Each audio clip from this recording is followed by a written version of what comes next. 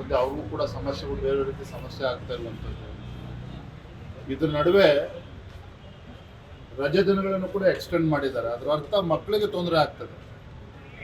ಅದರಲ್ಲೂ ಕೂಡ ವಿಶೇಷವಾಗಿ ಗ್ರಾಮೀಣ ಭಾಗದಲ್ಲಿ ಸರ್ಕಾರಿ ಶಾಲೆಗಳಲ್ಲಿ ಓದ್ತಕ್ಕಂಥ ಮಕ್ಕಳು ಒಂದೊಂದು ದಿನವೂ ಕೂಡ ಅಷ್ಟೇ ಮಹತ್ವ.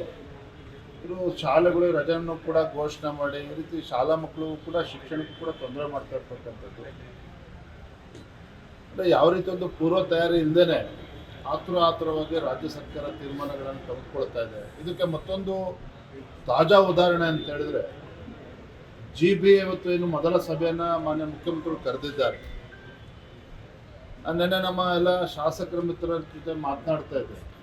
ಇವತ್ತಿನ GBA ಸಭೆಯ ಅಜೆಂಡಾನೇ ಕೊಟ್ಟಿಲ್ಲ ಶಾಸಕರುಗಳಿಗೆ.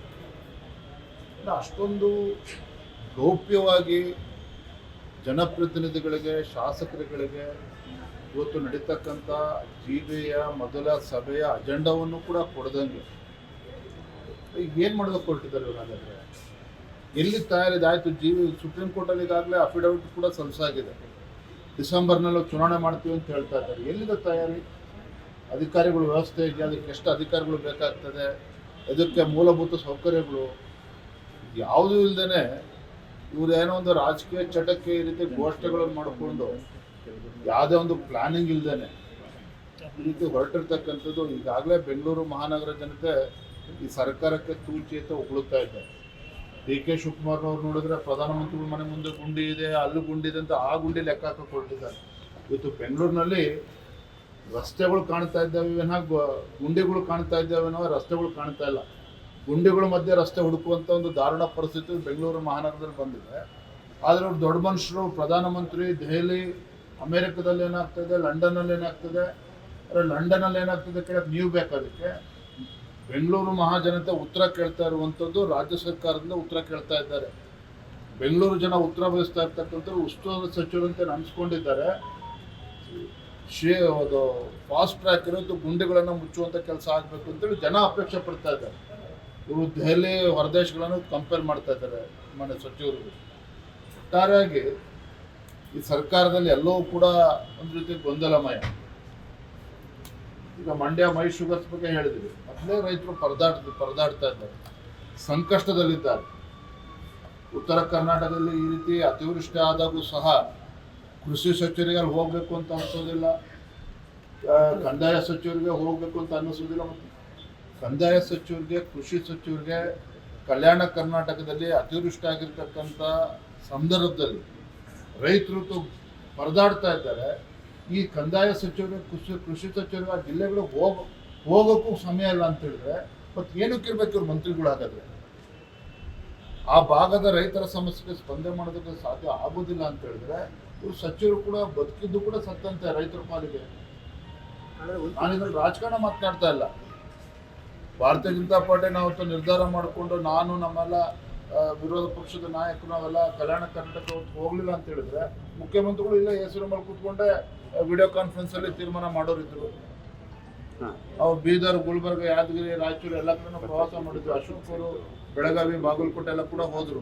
ನಾನಿವತ್ತು ವಿರೋಧ ಪಕ್ಷಕ್ಕೆ ಎಲ್ಲದಕ್ಕೂ ಟೀಕೆ ಮಾಡ್ತೀವಿ ಅಂತೇಳಿ ಆಡಳಿತ ಪಕ್ಷ ಭಾವಿಸುವಂಥ ಅವಶ್ಯಕತೆ ಇಲ್ಲ. ಇವತ್ತು ರಾಜ್ಯ ಸರ್ಕಾರದ ಆದ್ಯತೆ ಏನು? ರೈತರ ಸಂಕಷ್ಟಕ್ಕೆ ಸ್ಪಂದನೆ ಮಾಡೋ ತತ್ಕ್ಷಣ ಸ್ಪಂದನೆ ಮಾಡಬೇಕಾಗಿರ್ತಕ್ಕಂಥ ಅವ್ರ ಕರ್ತವ್ಯ. ನಿನ್ನೆ ಕೃಷ್ಣ ಬೈರೇಗೌಡ ಅವರ ಹೇಳಿಕೆ ನೀಡ್ತಿದೆ. ಈಗಾಗಲೇ 5.5 ಲಕ್ಷ ಸರ್ವೆ ಆಗಿದೆ ಹೆಕ್ಟೇರ್ ಅಷ್ಟು. ಬರುವಂಥ 10 ದಿನ ಆದಮೇಲೆ ಕೊಡ್ತೀವಿ. ಎಷ್ಟು ದಿನ ಕಾಯ್ಬೇಕು ಇನ್ನೂ ರೈತರಾಗಾದ್ರೆ? ಇವತ್ತು ಮಂಡ್ಯದಲ್ಲೂ ಕೂಡ ಇವತ್ತು ಗೊಂದಲ ಸೃಷ್ಟಿಯಾಗಿದೆ. ಅಲ್ಲೂ ಕೂಡ ಮೈ ಶುಗರ್ಸ್ ಇದರಲ್ಲಿ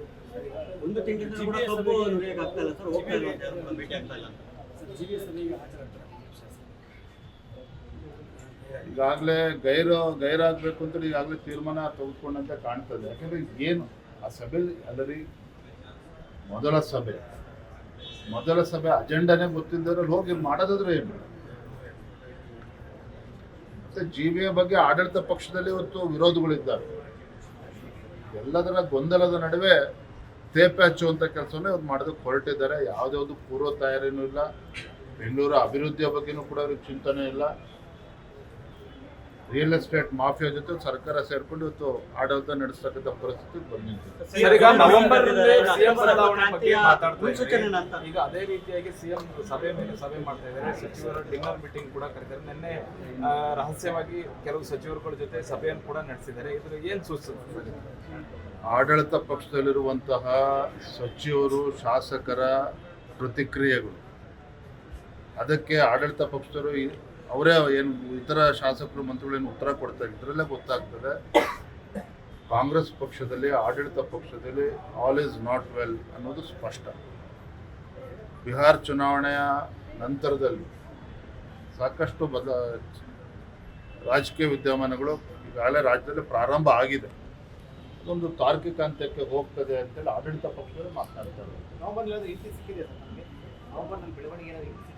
ಆಡಳಿತ ಪಕ್ಷದ ಸದಸ್ಯರು ಹೇಳುವ ಹಾಗೆ ಅವ್ರಿಗೆ ಆಗಲೇ ಹಿಂಟ್ ಸಿಕ್ಕಿದೆ. ನಾವಿದನ್ನು 6 ತಿಂಗಳಿಂದ ಕೂಡ ನಾವು ಹೇಳ್ತಾ ಇದ್ದೇವೆ. ಅಂದರೆ ಮುಖ್ಯಮಂತ್ರಿ ಕುರ್ಚಿ ಗಂಡಾಂತರ ಬಂದಿದೆಯೋ, ಇನ್ಯಾರಿಗೆ ಅದೃಷ್ಟ ಒಲಿತದೋ, ಎಲ್ಲವೂ ಕೂಡ ಕಾದು ನೋಡೋಣ.